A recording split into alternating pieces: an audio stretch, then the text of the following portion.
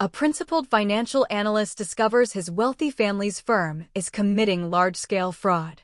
When he confronts them, they exile him, destroy his finances and reputation, and replace him in the family. He rebuilds alone, gathers evidence, works with regulators, and finally brings them down. He builds a chosen family and new career on integrity, and when his disgraced brother shows up at the end, he is forced to face forgiveness versus boundaries. Wind presses leaves across the stone path like they're trying to escape too. My breath fogs in front of me as if even the air isn't sure I belong here. The pie in my hands smells like cinnamon and childhood, like safety, like a lie I still desperately want to believe. Inside, laughter floats through crystal and chandelier glow. My family. My life. Or at least the life I thought I still had. The door opens without my hand touching it. Dad fills the frame like a judge handing down a sentence. His jaw is already locked. His eyes don't soften. Not even when he sees me holding that pie like an idiot trying to earn love with pastry. Scotty. His tone is formal. CEO mode. Cold steel. Mom stands behind him. Her pearls catch the light. They always do. But her eyes don't find mine. Like it hurts to look. Like she already made peace with losing me. It's Thanksgiving, I say. It leaves my mouth like a question even though it shouldn't. Dad shakes his head slowly. The kind of shake that says the decision was made long before I ever arrived. We thought we made ourselves clear. Clear. Like a blade. I catch a glimpse inside. The table. The china. The golden glow. Dante laughing, wine swirling. And in my chair. Riley. Hair perfect, expression easy. Like she has always belonged where I no longer do. My throat tightens. My fingers loosen. The pie feels heavy and stupid and symbolic of a hope I should have killed years ago. I don't even know what sentence wanted to exist there. Mom finally forces her gaze up to meet mine. Her voice trembles, but not with love. With embarrassment. Shame. We need space from your behavior. Behavior. Funny. I didn't know honesty counted as behavior. A small quiet part of me breaks like a weak branch under snow. But something else rises. Something sturdier. I gently place the pie in Mom's hands. The warmth of it feels humiliating now. Happy Thanksgiving, I whisper. Keep the seat warm for whoever earns it next. I turn. The cold hits me like truth. The door closes behind me without a goodbye. On the walk to the street, the ache fades into something sharper. Cleaner.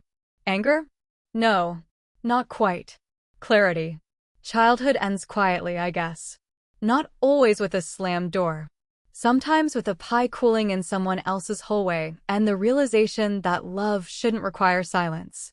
By the time I reach the sidewalk, my jaw has set in a way that feels unfamiliar. They think they shut me out.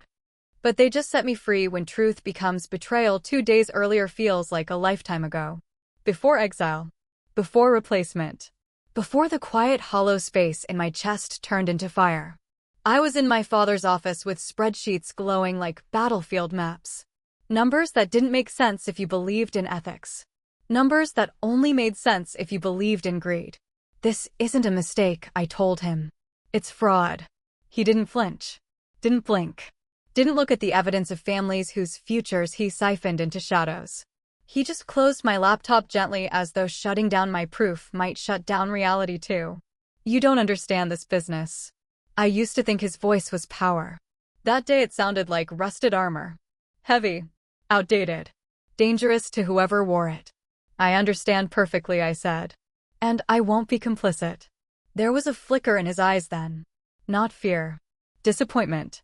Like I failed a test I never agreed to take. Later, Dante cornered me in the garage.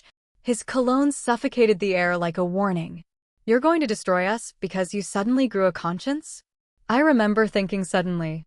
Funny word choice. Suddenly implies there was a time when I didn't have one. I'm protecting people, I said. That's supposed to matter. He laughed, tapping the hood of his Italian car. Money is loyalty. Everything else is noise. And maybe that was the moment I lost them. Not Thanksgiving. Not the frozen accounts. Not the rumors. The moment I refused to be useful. I worked late that night. Alone. Screens glowing, fingers shaking. Not from doubt. From the weight of truth. Truth is heavy before it sets you free. That's when Clara knocked on my door. Quiet cousin.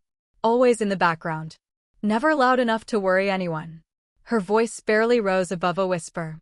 I've seen things too. She slid me a drive. Evidence. Patterns. A lifeline in the dark. I thought I was crazy, I confessed. You're not crazy, she said. You're the one who stopped pretending. By midnight, I had proof. By morning, I had certainty. And certainty is terrifying when you realize it means war with the people who built your world. I didn't lose my family when they shut the door. I lost them when I opened my eyes. The fallout happened slow and then all at once. First the whispers. Then the calls. Then the silence. Clients withdraw. Mentors stop returning messages. My phone vibrates, but every buzz feels like loss, not connection. My bank app refuses to log in. Frozen. Funds gone. Trust revoked by the very trust fund lawyers who once toasted my future. I move into a small apartment with peeling paint and thin walls. At night, I hear the neighbor's television and my own heartbeat reminding me what I chose. Independence looks nothing like freedom at first. It looks like ramen and insomnia and checking the lock twice because fear takes shapes you don't expect. But truth builds strange strength. Every spreadsheet I print. Every sticky note. Every recorded memory. Brick by brick, I build my case, but also myself. One night, an old woman down the hall hands me warm bread. She says, people don't get punished for doing wrong anymore. They get punished for telling the truth. You're doing the hard thing. I cry when I close the door. Quietly. Only once. Then Riley calls. Sweet voice. Knife edge. You're spiraling, Scotty. Let us help you. Come back before you ruin everything. Funny. They only call it spiraling when you stop spinning for their benefit. I'm not coming back, I say. Her pause tastes like victory and loss mixed into one bitter pill. You'll regret this. Maybe. But regret is easier to sleep with than corruption. When the SEC investigator finally agrees to meet me, it's not triumph I feel. It's relief so pure it almost knocks the wind out of me. He looks at the files, brows lifting. You realize what happens when you bring down people like this? Yes. You lose your past. And gain your self-respect. The battle for truth evidence piles like snowdrifts. Quiet. Relentless. Impossible to ignore. Clara sneaks documents. Uncle Martin's secretary leaks records. Each file is a confession the guilty didn't know they were writing. When Riley slides an envelope across a table offering $5 million to disappear, I don't touch it. I just hit record on my phone and say, did you just confirm the fraud exists? Her face strains. Her glass trembles. Guilt always looks nervous when cornered. The SEC begins freezing accounts. Phones ring off desks. Lawyers pace hallways. My father's voice echoes in news clips now, defiant at first, then strained, then silent. Then the call. We need to talk. As a family. Funny how they rediscover family when consequences arrive. I walk into the house where I once felt rooted. It smells like lemon polish and lies. Documents sit on the table. A rescue plan designed to rewrite reality and reinstall me like a glitching program they want to patch. Sign. Take over. Fix this. We'll restore you. My father doesn't say we need you. But the room does. Desperation hums like electricity. And lie to federal investigators? I ask calmly. You would throw away your legacy? My legacy is who I am. Not what I inherited. I pull out my own papers. A restitution fund. Money from my savings. Clara's trust. Even Martin pitched in. We can't fix everything, but we can start. Mom cries. Dad stares like he's seeing a stranger. Dante sputters anger and pride and fear rolled into one brittle shell.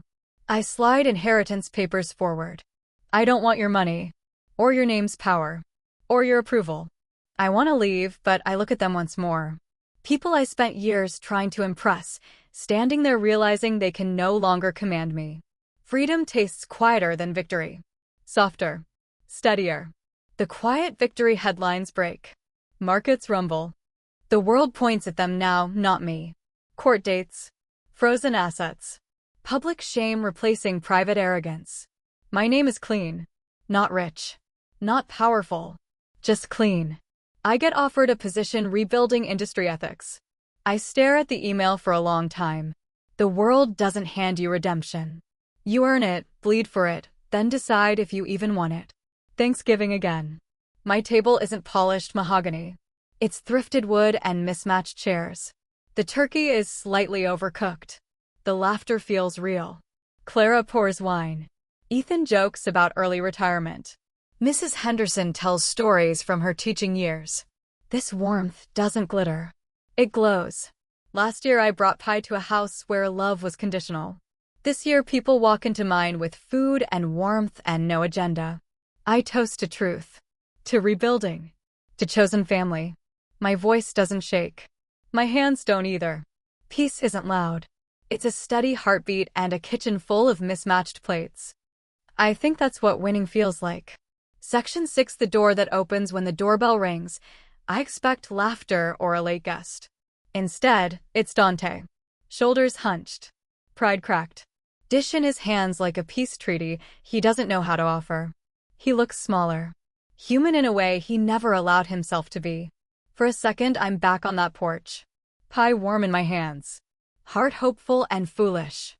But this time I'm inside my own life, not begging entry into someone else's. Scotty, he says quietly.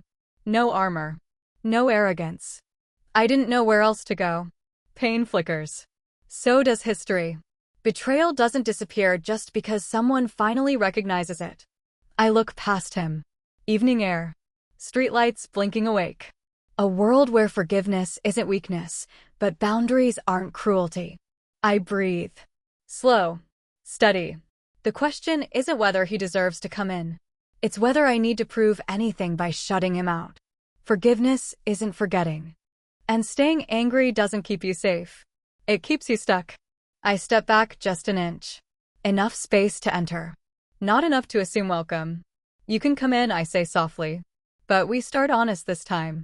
His breath catches relief and fear mixing. Okay. As he steps inside, the warmth hits him, and his eyes shine like someone who's been cold too long. Some doors close to save you. Some open so you can finally live. This one? This one I choose.